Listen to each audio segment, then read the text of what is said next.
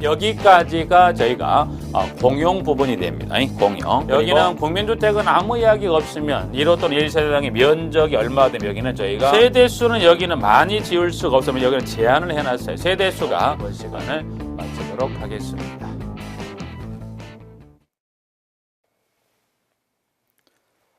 자, 이번 시간은 이어서 제가 14번의 근로시간 휴게와 휴일에 적용 제외다, 제외 근로다 그래서 세 가지 규정이죠. 근로시간 휴게와 휴일 해서 세 가지입니다. 여기는 14번 번호 일단은 저희가 근로시간 휴게와 휴일이다 해서 세 가지 규정이 제외된다 그래서 이제 근로시간과 그리고 휴게, 쉬는, 그리고 휴일에 관한 이 세 가지 근로시간, 휴게, 휴일에 관한 규정 이 세 가지 규정이죠. 이 세 가지 규정을 저희가 적용 제외한다는 거예요. 적용 제외 근로자 관련 부분의 내용을 정리하자. 그래서 이 첫 번째 근로시간, 두 번째 휴게, 세 번째 휴일에 관련해서 1, 2, 3에 따른 세 가지 규정을 적용 제외가 되는 근로자 범주를 한번 보겠다는 겁니다. 자, 그러면 어느 근로자가 이 세 가지 관련 규정의 내용을 적용하지 않을 거냐 그래서 일단 저는 그 중에 1번의 니은번, 여러 가지 두 가지 있습니다만 이 적용 제외되는 근로자 중에 제가 그 중에 니은번에 누가 있냐면 나와 있는 감시 또는 단속적으로 근로에 종사하는 자로서 사용자가 고용노동부 장관의 승인을 얻은 자면, 그래서 여기는 저희가 감시 또는 단속적으로 근로에 종사하는 자로서 여기는 고용노동부 장관의 플러스 여기는 고용노동부 장관의 승인을 얻은 경우 그렇다는 거예요. 그러면 감시 단속적 근로자라 하더라도 여기는 장관의 승인을 얻지 않으면 안 됩니다. 그래서 감시 또는 단속 근로에 종사하는 자로서 고용노동부 장관의 승인을 얻은 경우라면 몇 가지? 이 세 가지 규정을 적용하지 않겠다. 그래서 지금 동그라미 1번의 니은. 자, 그러면 저희가 이제 2번에 잠깐 가보죠. 사용자는 감시 또는 단속적으로 근로에 종사하는 자에 대한 근로시간 등의 적용 제외 승인을 받으려면 감시적 또는 단속 근로에 종사하는 종사자에 대한 적용 제외 승인 신청서를 관할 지방노동관서의 장에게 제출합니다. 2번. 자, 일단은 이 부분하고 제가 하나 더 정리할 것은 이 감시 또는 단속적 근로자에 대한 저희가 용어 정의입니다. 용어 정의. 그러면 영어 정의는 지금 밑에 나와 있죠. 영어 정의 밑에 가면 지금 동그라미 2번에 기억과 니은. 그래서 영어 정의는 지문 그대로 가면 동그라미 2번에서 이제 기억과 니은에서 이제 보시면 이제 기억은 여기 나와 있는 감시적 근로자는, 니은은 단속적 근로자는 해서 감시적 근로자에 종사하는 자는, 니은은 단속적으로 근로에 종사하는 자는 해서 영어 정의 나와 있기 때문에 일단 그 기억본을 보죠. 감시적 근로에 종사하는 자는 감시 업무를 주 업무로 하며 상태적으로 정신적, 육체적 필요가 적은 업무에 종사하는 자로 합니다. 니은 단속적으로 근로에 종사하는 자는 그 근로가 간헐적, 단속적으로 이루어져 휴게 시간이나 대기 시간이 많은 업무에 종사하는 자를 해서 일단은 여기는 여러분이 보시면 이 적용제외 근로자 관련된 이 부분에 승인 얻어야 되는 부분 플러스 용어 정의까지 해서 이제 기억번에 감시적 근로에 종사하는 자, 단속적 근로에 종사하는 자에 관한 용어 정의까지 같이 하나 정리를 꼭 해두시기 바랍니다. 그래서 동그라미 2번 하나 정리를 하고 넘어갑니다. 자, 그 다음에 15번의 탄력적 근로시간제와 16번 선택적 근로시간제입니다. 자, 여기는 일단은 이렇게 한번 정리해보죠. 탄력적, 여기는 그 개념 정도 한번 이해해 두시게. 여기는 저희가 탄력적 저희가 근로시간제. 그래서 탄력적 근로시간제라 하면에서 내용을 정리하는데 쉽게 말하면 근로시간을 탄력적으로 운영하겠다는 거예요. 그래서 이제 그 운영을 지금 동그라미 2번은 2주 단위 탄력적 근로시간제와 2번은 3개월 단위 탄력적 근로시간제에 대해서 설명은 1번에 2주 단위 탄력적 근로시간제로 좀 설명을 드립니다. 이거는 그 기본 개념만 일단 정리하면 저희가 이렇게 볼 수 있죠. 2주. 이제 보면 지문은 탄력적 근로시간이라는 제가 2주 단위입니다. 2주 단위 탄력적 근로시간에 대해서 이거는 이렇게 한번 보죠. 원칙은 1주, 2주입니다. 그래서 1주 소정 근로시간 40시간하고 2주 소정 근로시간 40시간 하게 되면 1, 2주 통산 얼마요? 합하면 80시간의 근로를 하게 됩니다. 해서 그런데 탄력적 근로시간이라는 건 예를 들어서 1주차에 40시간인데 여기서 예를 들어서 35시간, 1주 40인데 35시간만 근무했다 그러면 2주차에는 그 부족하게 있는 근로시간 몇 시간? 45시간을 하게 되면 결국 토탈 몇 시간? 80시간은 똑같다는 거예요. 그래서 개념은 2주 단위를 해서 근로시간을 탄력적으로 운영해서 전체적인 근로시간을 맞추는 개념으로 가면 됩니다. 그래서 질문 1번 보죠. 사용자는 취업규칙에서 정하는 바에 2주 이내의 일정 단위를 평균하여 1주간의 소정근로시 40시간을 초과하지 아니한 범위에서 특정한 주에 40시간을 특정한 날에 8시간을 초과하여 근로하게 할 수 있다. 다만 특정한 주의 근로시간은 몇 시간? 48시간. 그러니까 여기서 예를 들어 45만 이 부족했던 요 시간을 예를 들어 2주차에 이걸 추가하는 이때 근로시간 몇 시간? 48시간을 넘어가면 안 된다는 겁니다. 예를 들어서 1주차에 30시간 했다면 2주차에 몇 시간? 50시간 한 다음에 그때는 여기는 48시간 초과되다 보니 이 초과되지 않는 범위에서 근무하다. 그래서 최소 요 48시간을 넘어가지 않는 범위 내에서 2주 단위 평균 일익의 근로시간을 결정하면 되더라. 요 개념에 따라 동그라미 2번에 뭐가 나와 있는데 여기도 3개월 단위예요. 그래서 2주 단위 요걸 이해하시면 여러분이 3개월 단위도 마찬가지 3개월 단 이와 같은 근로시간을 토탈 근로시간을 이렇게 맞추면 된다 해서 2주 단위 개념을 이해하시면 크게 봤을 때 보면 저희가 주가 늘어나고 12주게 3개월 단위라는 거 예를 들어서 1개월이 4주라고 그러면 12주를 기준으로 해서 근로시간을 탄력적으로 운영합니다라는 게 3개월 단위의 탄력적 근로시간제입니다. 부분들은 한번 읽어 그것만 잠깐 볼까요? 질문. 사용자는 근로자 대표와의 서면 합의에 따라 다음 사항을 정하면 3개월 이내의 단위를 평균해서 1조 소정 근로시간이 40시간을 초과하지 아니하는 범위에 특정한 주에 40시간, 특정한 날에 8시간을 초과하여 근로하게 할 수 있다. 다만 특정한 주의 근로시간은 52시간을, 특정한 날의 근로시간은 12시간을 초과할 수 없다. 그래서 여기 이 3개월 단위로 기간이 늘어났을 때는 특정한 주에 몇 시간, 몇 주를 52시간을, 그 특정한 날의 근로시간은 12시간을 넘어가면 안 됩니다. 의미만 이해하시면 되겠고요. 질문은 자, 3번을 가보죠. 그러면 1항과 2항이 이제 관련해서 탄력 근로시간 관련해서 15세 이상 18세 미만 근로자와 임신 여성 근로자에는 적용합니까? No, 적용하지 않습니다. 그리고 사용자는 근로자를 근로시킬 경우에는 기존의 임금 수준이 낮아지지 아니하도록 밑줄 하나만 임금 보존 방안을 강구한다. 그래서 혹시나 임금 보존 방안을 가로쳤을 때 대비해서 여기 이제 이 탄력적 근로자 그 개념 한번 이해해 주시면 정리를 한번 해 주시면 되고요. 마지막에 있는 4번에 임금 보존 방향 방안에서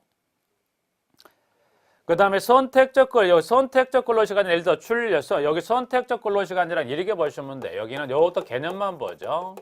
선택적 근로시간제입니다. 그러면 선택적 근로시간 요 개념 예를 들어서 아침 09시에 출근했다면 퇴근은 몇 시인가요?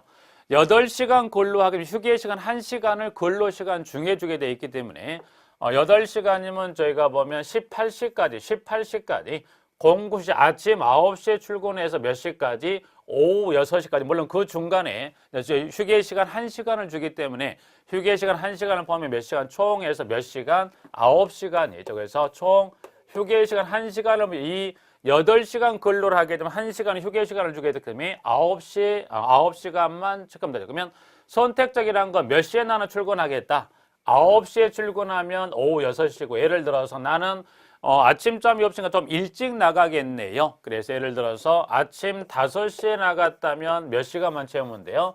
9시간이 되는 시점에 또는 저는 아침에 뭐 할 일이 많으니까 아침에 운동하고 등등 하고 오후에 출근하겠어요. 그래서 저는 13시에 출근하겠다 해서 13시 출근은 몇 시간? 9시간이 되는 시간까지 하겠다. 그래서 근로시간을 이렇게 언제 할 거냐 근로자가 선택하면 그 선택한 그 이 근로시간으로부터 몇 시간? 휴게시간 포함 9시간이 되는 시점까지 근로시간이 결정돼. 이게 선택적 근로시간제가 됩니다. 부분. 한번 읽어보시면 되고 그 다음에 재해보상 잠깐만 재해. 재해보상이란 건 근로자가 업무상의 사유에 의해서 저희가 재해를 입었을 경우 주는 걸 저희가 요거를 재해보상입니다 라고 하고 있네요.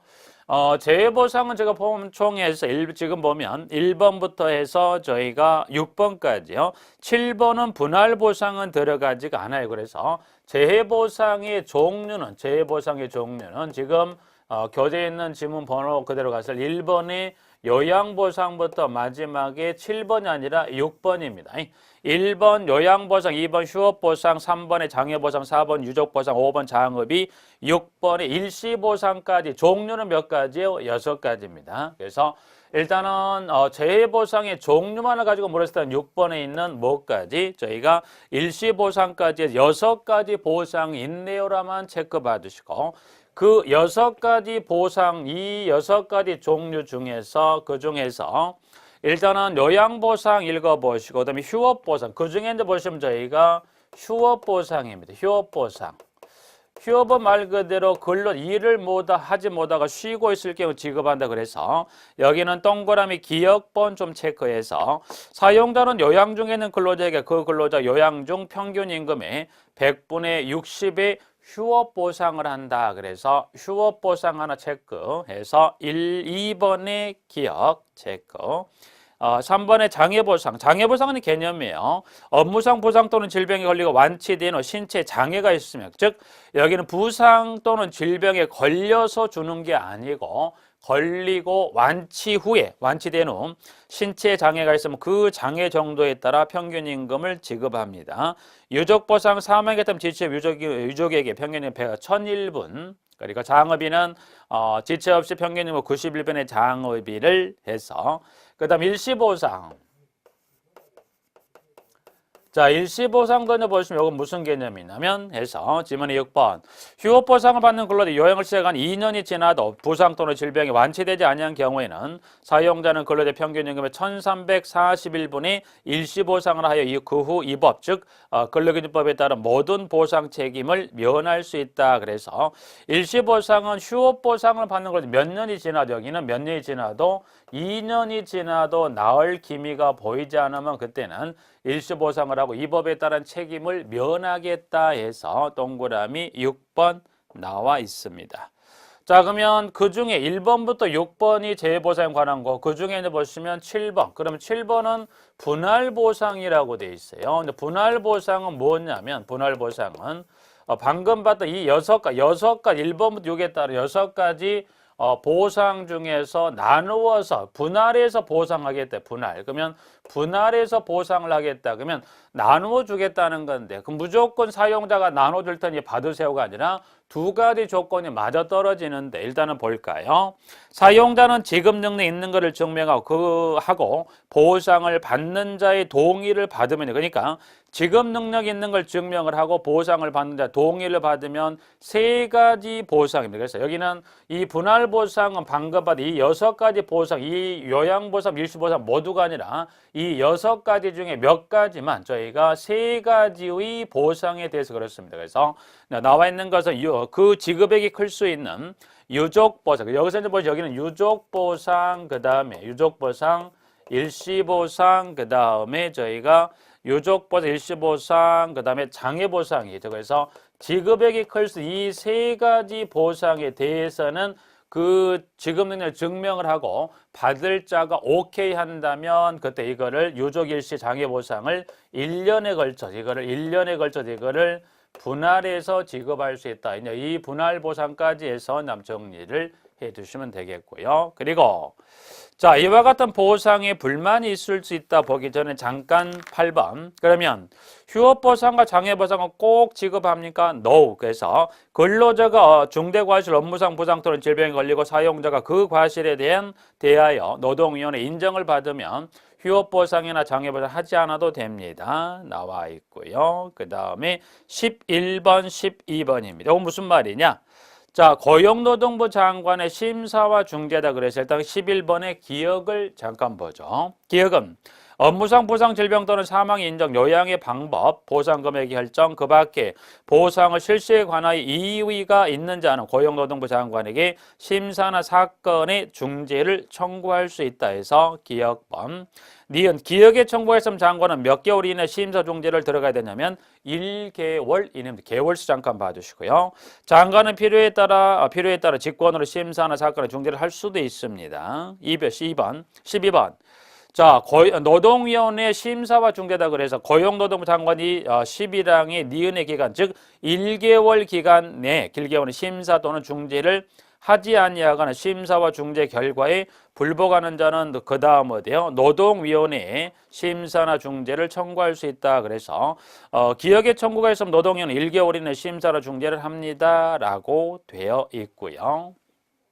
일단 그래서 이와 같은 재해보상에 관련 불만이 있다라면 일단 불만이 있다면 여기를 저희가 심사 중재는 방금 봤듯이 고용노동부 장관에게 그 다음에 저희가 노동위원회에게 그래서 고용노동부 장관이든 노동위원회든 심사 중재는 몇 개월? 저희가 1개월 이내가 됩니다. 1개월 이내 잠깐 봐주시고요. 서류 보존은 해서 사용자는 재해보상한 중요서류를 재해보상이 끝나지 아니하거나 재해보상 청구권이 시효로 소멸되기 전까지는 폐기돼서는 아니 됩니다. 그러면 이 재해보상 관련 이 청구권 그러면 이 재해보상 관련해서 이 재해보상 관련 청구권의 시효는 몇 년인가요? 그래서 재해보상 관련 청구권의 소멸 시효는 저희가 3년을 띄웁니다. 그래서 재해보상 청구권의 시효는 몇 년? 저희가 3년 해서 재해보상 관련한 범위리게 내용을 정리합니다. 자, 그 다음 우측에 보면 18번의 연차 유급휴가입니다. 연차 유급휴가 볼까요?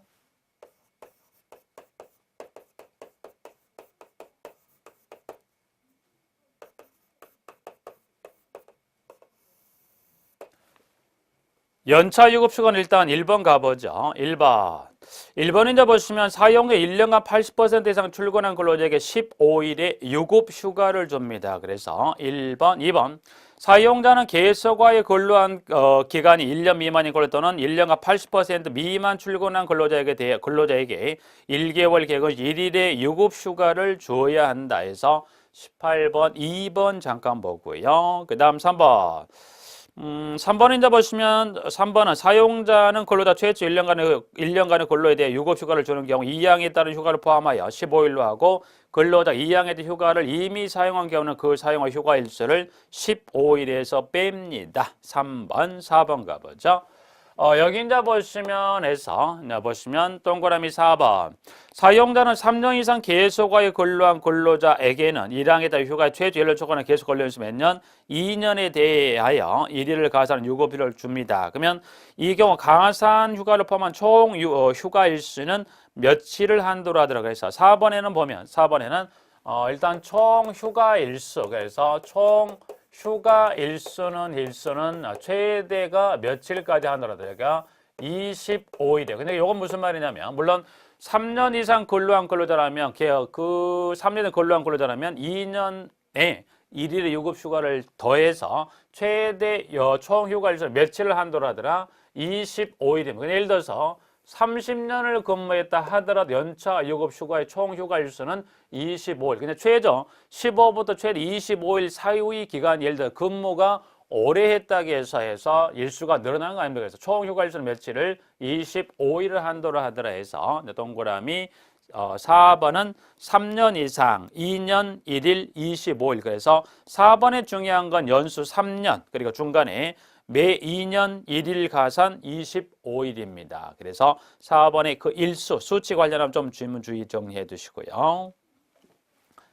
자, 그러면 이 총 휴가, 이 휴가 동안 지금 임금, 그럼 이때 이 휴가 기간 주는 임금은 어떤 임금을 기준으로 지급할 거냐 그래서 그러면 최저 15부터 최대 25일 사이의 연차 유급 휴가 기간 동안에 임금을 주는데 그럼 이때 주는 임금은 무슨 임금을 주냐 해서요. 여기는 보면 법에 정하지 않았습니다. 이때 주는 임금은 이제 법에서 이걸 저희가 취업 규칙 등이라고 그랬어요. 그래서 취업 규칙을 포함한 기타 규정에 정한 바에 따라서 당신네들이 정하세요라고 그랬어요. 그래서 여기서만큼은 연차 유급휴 관련 임금을 지급은 여기 취업 규칙 등에서 즉 당신들의 취업 규칙 또는 기타 규정에 정한 바에 따라서 임금은 두 가지 중에 선택적으로 가능합니다. 그래서 여기는 평균 임금 또는 이거는 저희가 통상 임금 중에서 두 가지 임금 중에서 하나를 선택하는 거지 이거다 딱 못 박지는 않았습니다. 그래서 이제 규정에도 보면 그렇게 정리하고 있어요. 질문 5번 두 번째 줄입니다. 그 기간에 대하여는 취업 규칙 등에 정하는 통상 임금 또는 평균 임금을 지급한다라고 되어 있습니다. 9번 6번은 1항부터 3항까지 규정을 적용하는 경우 다음에 어느 하나 등의 출근으로 본다. 즉 여기는 이와 같은 15일, 25일 사이 연차 휴가 기간을 정하는 경우에 따라서 이제 보시면 출근으로 인정을 합니다. 출근을 인정했다는 것은 사업장에 출근은 하지 않았지만 출근을 인정한다는 것은 출근한 것으로 인정을 하겠다는 거예요. 그래서 지문에 보면 두 가지입니다. 지문 저희가 6번의 기억. 근로자가 업무상의 부상 또는 질병으로 휴업한 기간, 니은 임신 중 여성이 출산 휴가와 유산 사산 휴가로 휴업한 기간에서 기역 니은의 경우라면 이때는 출근하지 못한 게 당연하지만 기역 니은의 경우라면 출근하지 못했지만 출근한 것 인정합니까? Yes, 인정하지요 라고 해서 7번에 6번 나와 있고요. 자, 연차 유급 휴가의 시효. 연차 유급 휴가의 시효는 몇 년으로 합니까? 그래서 시효는 1년으로 합니다. 원칙은 1년입니다. 연차 유급 시효는 1년간 사용하지는 원칙 소멸됩니다만은 예외적으로 1년이 지나도 연차 유급 휴가가 저희가 1년이 지나도 소멸되지가 않아요. 그러면 예외 1년이 지나도 소멸되지 않는다는 건 요건 무슨 말이냐면 요거는 사용자 귀책이에요. 사용자 귀책 사유가 있다면 1년이 지나도 소멸한다 안 한다? 사용하지 않습니다. 그러면 여기 원칙은 그러면 사용자 귀책 사유가 없으면 1년이 지나면 소멸해버리지만 사용자 귀책 사유가 있다면 1년이 지나면 소멸하지 않다. 그러면 여기서 귀책이라는 건 사용자가 잘못을 했다는 건 아니고요. 여기서 말한 요 귀책이라는 것은 그러면 여기서 말한 귀책 사유라는 건 뭘 말하냐면 요걸 말합니다. 뭘 말하냐면 근로자가 연차 물론 본인에다 그의 계속 근로 연수에 따라 최저 15, 최대 25일 요 사이 해당되는 연차 유급 휴가를 1년의 기간이 끝나기 전에 사용을 해야 되는데 사용을 하지 않고 있어요. 근로자. 그러면 이 근로기준법은 그 사용하지 않은 이 연차 유급 휴가에 대해서 사용자가 사용하게끔 촉진 규정을 두고 있다. 그래서 귀책 사유라는 건 연차 유급 휴가에 대한 여기 사용 촉진 규정이 있다. 그래서 사용 촉진 규정을 이행하지 않았다. 그러면 여기서는 연차 휴가라는 게 1년이라고 그랬어요. 1년의 기간이 끝나기 전에 6개월 전에 한번 사용자 1년의 기간이 끝나기 전 6개월 전에 한번 사용자가 근로자 사용하지 휴가를 사용하게끔 그다음에 6개월 한번 그 촉진 사용하도록 촉구했음에도 불구하고 근로자가 사용하지 않았다면 다시 한번 1년의 기간이 끝나기 전에 몇 개월? 2개월 전입니다. 그래서 2개월 전에 그 사용자가 그걸 다시 한번 연차 유급을 사용하다 촉진하게 돼 있어요. 그래서 이 6개월에 한번 2개월에 이 절차를 진행했다 안 했다? 안 했다는 거예요. 그 안 한 걸 귀책 사유로 봐서 이와 같은 1년의 기간이 끝나기 전 6개월, 2개월 전에 이와 같은 사용 촉진 규정을 이행하지 않았다면 사용자 귀책으로 봐서 1년이 지나 소멸하지를 않는다는 겁니다. 그걸 한번 살펴보죠. 지문을 이제 보시면 저희가 지문에 7번 연차유급휴가는 1년간 행사되면 소멸됩니다. 다만 사용자의 귀책 사유로 사용하지 못한 경우에는 뭐 그러지 않다 그래서 여기서 말하는 귀책 사용하지 못한 경우는 방금 설명 밑에 나와 있는 동그라미 8번에 연차유급휴가의 사용 촉진 규정에 따라서 6개월 전에 한 번, 2개월 전에 한 번 절차를 진행하게끔 사용하게끔 촉구해서 불구하고 사용하지 않았다는 거죠. 그래서 일단 먼저 기억번 가보죠.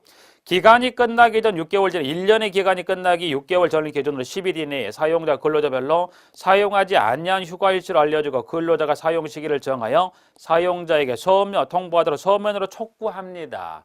그러니까 촉구했음에도 불구하고 근로자가 그를 알려주지 않았다면 니은 기억에 따른 촉구에도 불구하고 근로자가 촉구를 받은 때부터 10일 이내에 사용하지 아니한 휴가의 전부 또는 일부의 사용 시기를 정해 사용자에게 통보하지 아니하면 기간이 끝나기 2개월 전까지 사용자가 사용하지 아니한 휴가의 사용 시기를 정해서 근로자에게 서면으로 통보합니다. 자, 그러면 6개월 전에 한번 2개월 절차를 진행했다. 즉 사용 촉진 규정에 따라 촉진했다라면 다시 지문 8번에 가면 연차유급 사용 촉진 규정에서 사용자가 유급휴가의 사용을 촉진하기 위하여 다음의 조치를 하였음에도 불구하고 근로자가 휴가를 사용하지 아니하여 소멸된 경우에는 사용자는 그 사용한 휴가에 대한 보상할 의무가 없다는 임금을 지급할 의무가 없고요. 그리고 사용자 귀책 사유에 해당하지 아니한 것으로 봅니다 해서 8번은 연차유급휴가 사용 촉진 규정까지 하나 정리를 했습니다. 부분들은. 자, 그 다음에 19번 임산부 보호입니다. 임산부 보호 한번 볼까요?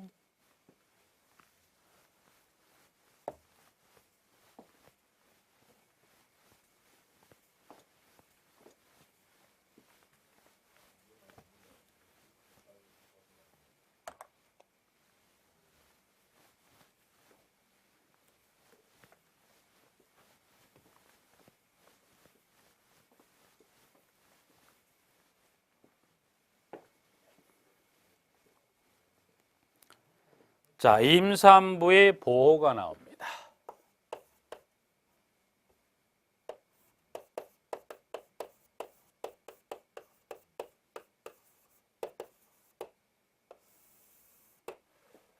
자, 임산부 보호하기 일단 1번, 여기는 일단 임산부 보호가 여기는 일단 저기 일수 좀 주의해 주세요. 여기서 이제 보시면 포인트를 잡고 보실 것은 여기는 며칠인지, 그래서 요 일수입니다. 그래서 여기 임산부 보호에 관한 일수가 여기는 며칠인가요? 요 일수가 조금 포인트를 잡아 조금 주의 정리 봐주실게요. 일단 1번에 가봅니다.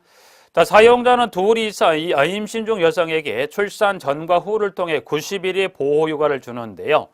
여기 임산부 보호기준 보시면 양가로 지금 90일 다음에 한 번에 둘 이상의 자녀를 임신했다. 그래서 한 번에 둘 이상의 자녀를 임신했다라고 돼 있어요. 그래서 여기서 하나 봐두실 것은 제가 한 번에 둘 이상의 자녀를 임신한 요 경우도 마찬가지. 그래서 한 번에 둘 이상의 임신했다는 거 예를 들어 쌍둥이, 세 쌍둥이, 네 쌍둥이죠. 그래서 둘 이상의 자녀를 임신한 경우도 마찬가지 일수입니다. 그래서 임산부 보호 규정의 일수가 중요합니다. 플러스 한 번에 둘 이상의 자녀, 그러니까 둘 이상이라는 것은 쌍둥이, 세 쌍둥이, 네 쌍둥이에서 그래서 둘 이상을 임신했을 경우도 요 일수를 좀 주의하시라는 거예요. 그래서 둘 이상을 임신했을 경우와 그렇지 않은 경우 일수 차이가 있기 때문에 그래서 90일을 주는데 양가로 한 번에 둘 이상을 임신한 경우는 120일에 출산 전 휴가를 주면 이 경우 휴가 기간의 배정은 출산 후 40일 한 번에 둘 이상이 임신한 경우라면 60일 이상이 되어야 하고요. 2번 사용자 임신 중 여성 근로자가 유산의 경험, 대통령용으로 정하는 사유로 일의 휴가를 청구하는 이 출산 등 어느 때라도 휴가를 나누어 사용할 수 있도록 한다. 이 경우 출산 후 휴가 기간은 연속 45일, 역시 마찬가지 양가로에 한 번에 둘 이상이 되는 임신한 경우는 며칠을 출산에 60일 이상이 되도록 합니다. 해서 2번은 그 네 번째 줄까지, 사유까지는 들어갈 거 없어요. 2번은 네 번째 줄까지. 3번으로 가죠. 3번은 임신 중 여성이 유산 또는 사산한 경우로서 근로자가 청구하면 대통령령으로 정하는 바 유산 사산 휴가를 줍니다. 그러니까 여기는 출산, 여기서는 말한 이 보호 휴가에 관한 요 규정은 출산의 경우도 보호를 하지만 뭐 하더라? 유산 또는 예를 가지고 있다가 출산도 보호하지만 유산 사산의 경우도 뭐 하겠다? 보호 휴가를 주겠다. 그러나 출산은 딱 90일, 120일을 딱 못을 박아볼 수 있지만 유산 사산은 여기는 어떻게 돼요? 그 유산 사산이 발생한 주에 따라 최저 5일부터 최대 저희가 90일까지 휴가를 달리주게 하기 때문에 일수는 유산 사산 휴가는 며칠, 요거는 큰 의미는 두지 마세요. 대신 출산의 경우는 꼭 여러분 일수를 기억하시지만 유산 사산은 이게 몇 주냐에 따라서 일수가 다르기 때문에 유산 사산은 그 주에 따라서 일수가 다르기 때문에 그러면 주에 따른 일수까지 정하는데 그 정도까지는 들어갈 필요, 여기는 거리가 들어갈 필요는 없다는 겁니다. 그래서 대신 출산의 경우는 며칠을 줬는데 그중에 출산 후에 며칠이냐 해서 그 규정에 따른 일수를 기억하실 때 유산 사산은 그렇게 주별 해당 발생 주에 따른 일수까지는 들어갈 거 없다 해서 일단은 질문 저희가 3번 정리했고요. 6번 가봐. 1항부터 3항까지 규정에 따른 휴가는 최초 60일 그리고 한 번에 둘 이상의 자녀를 임신한 경우는 며칠을 75일을 유급으로 합니다 해서 6번 해서 지문 하나를 정리해 두십니다. 자, 그 다음 지문 9번으로 가보죠. 9번은 가보면 사용자는 임신 후 12주 이내 또는 36주 이후에 있는 여성 근로자가 2시간의 근로시간 단축을 허용하고 일을 허용한다. 다만 1근로시간 8시간 미만인 걸로 되는 1근로시간이 6시간이 되도록 근로시간 단축을 허용할 수 있다? 네, 그렇습니다. 그래서 9번 체크. 그 다음에 20번 태아검진 시간을 허용하면 읽어보시고 해고제도 보죠. 해고제도. 자, 해고제도 봅니다. 해고제도는 여기서 볼까요? 해고제도.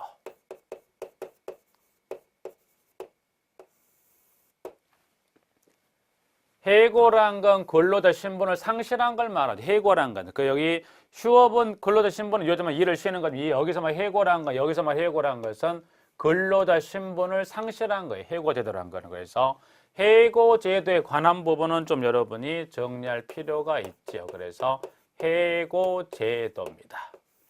해고제도는 지난 18회 때 보시면 한번 주간식 기업형에 3개월에 3을 가로쳤던 게 한 번 있습니다. 그 전에 일단 한번 들어가 보죠. 21번 1번 기억으로 가봅니다. 사용자는 근로자 정당한 이유 없이요. 정당한 이유가 있다면 관계없지만 정당한 이유 없이 해고, 휴직, 정직, 전직, 감봉 그 밖의 징벌을 하지 못한다 해서 나와 있고요. 정당한 이유, 여기서 1번 기억번의 포인트라는 것은 정당한 이유 없이요. 없이. 정당한 이유가 있다면 해고부터 그 밖에 징벌이 뭐 큰 문제가 안 되지만 정당한 이유 없이 해고부터 그 밖에 징벌이 됐다. 이거를 부당 해고 등이다라고 보고요. 니은 사용자는 근로자가 업무상 부상 또는 질병의 요양을 위하여 휴업한 기간 그 후 30일 동안 또는 산전 산후 여성 이 법에 따라 휴업한 기간 그 후 30일 동안은 해고하지 못한다. 그래서 니은번은 여기는 해고 금지 기간으로 정해놨어요. 그래서 거기 나와 있는 지문 지금 여기 교재 지문 그대로 니은번은 요거를 해고 금지 기간으로 딱 이 정해서 예를 들어서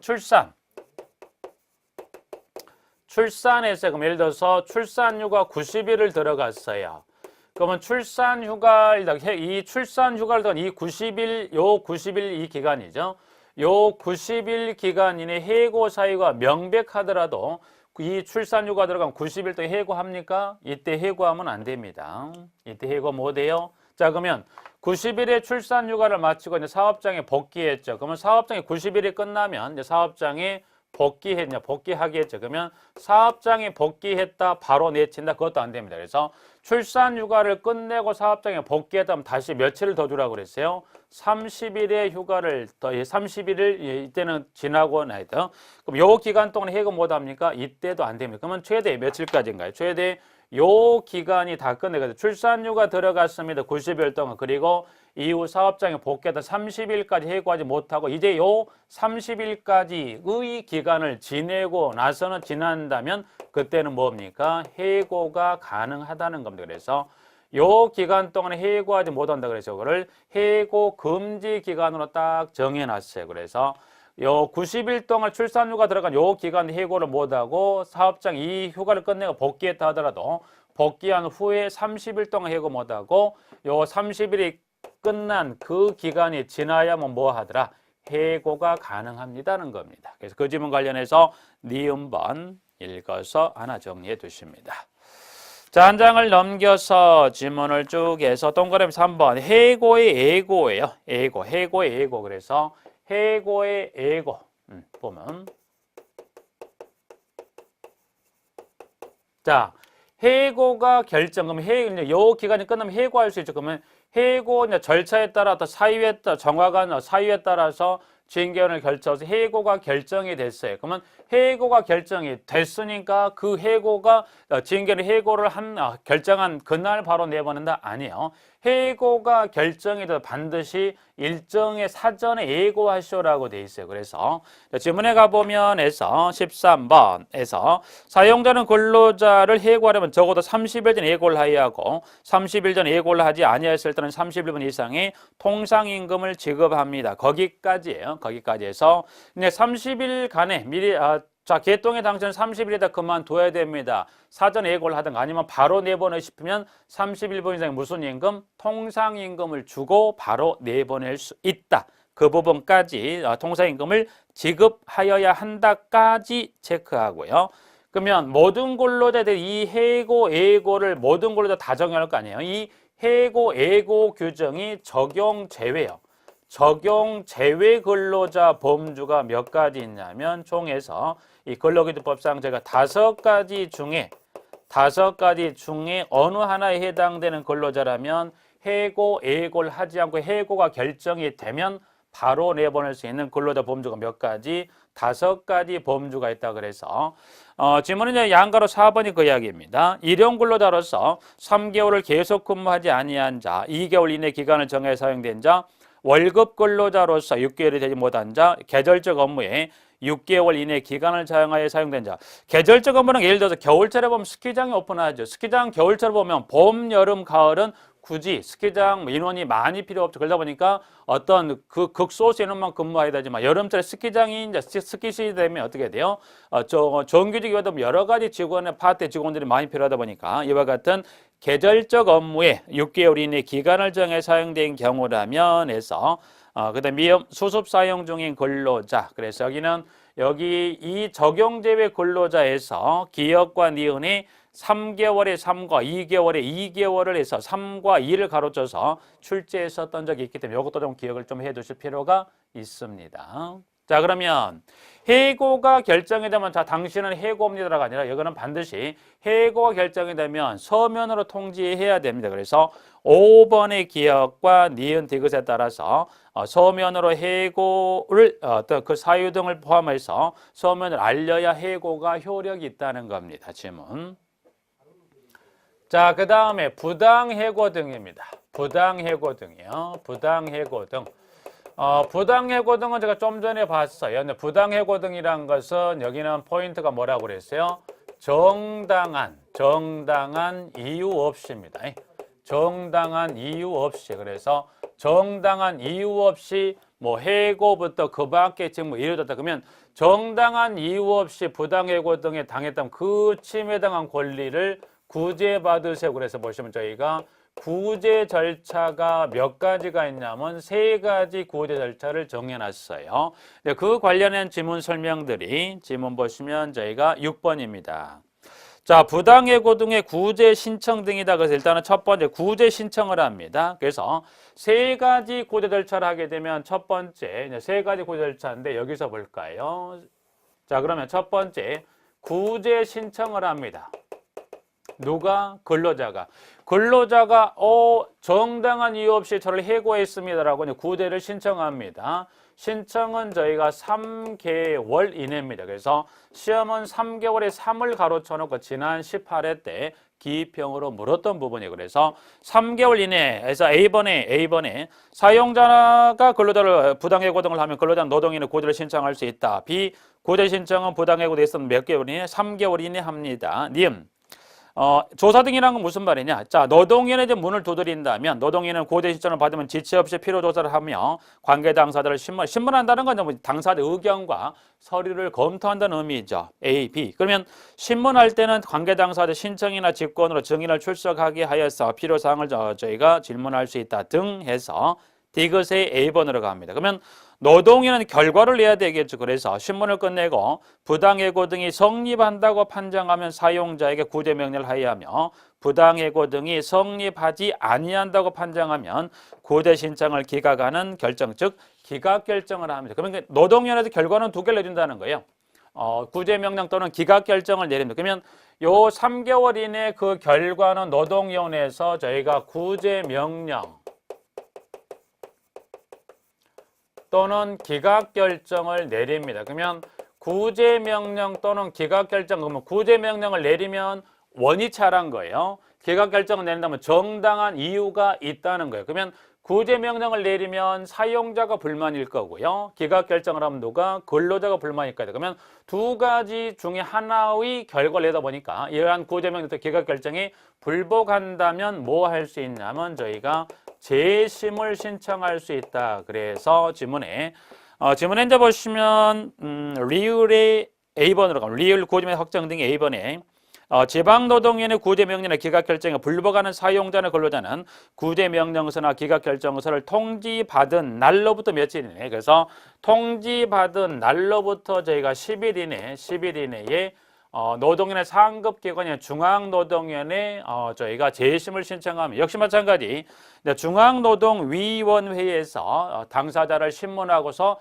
결과는 마찬가지. 결과는 이 중앙노동위원회의 결과는 마찬가지. 결과는 이와 같은 구제명령 또는 기각결정을 내는 역시 마찬가지. 두 가지 어느 하나의 명령 또는 결정에 재심 신청했던 자들이 서로 불만했다면 그때 다시 뭐 하더라? 저희가 관할 행정법원에 저희가 행정소송을 통해서 그 문제를 해결하는데 일수 잠깐 확인하죠. 그래서 지문 B번 중앙노동위원회의 재심 판정에 대하여 사용자나 근로자는 재심 판정서를 송달받은 날부터 15일 이내에 행정소송법 규정에 따라 소를 제기할 수 있다. 그래서 여기는 송달받은 날 며칠 이내에 저희가 15일 이내에 관할 행정법원에 소를 제기해서 마지막 어떤 사법구 절차 하나인 소송을 통해서 그 부당의 권리 침해한 권리를 구제받으세요. 그래서 구제 신청, 재심 신청, 행정소송 이 시한에 따라서 노동위원회, 중앙노동위원회,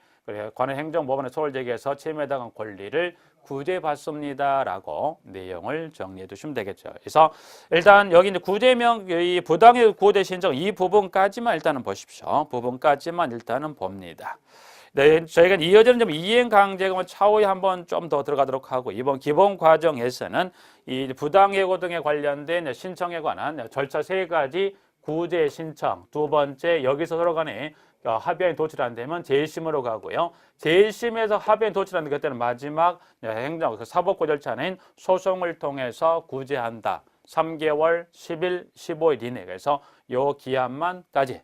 이행강제는 다음 심화 과정도 조금 더 설명드리도록 하고 해서 여기까지 하게 되면 다른 노무관리 규정보다 양이 조금 많습니다. 그래서 여기 나와 있는 근로기준법까지 해서 저희가 마치고 이번 시간을 끝내도록 하겠습니다.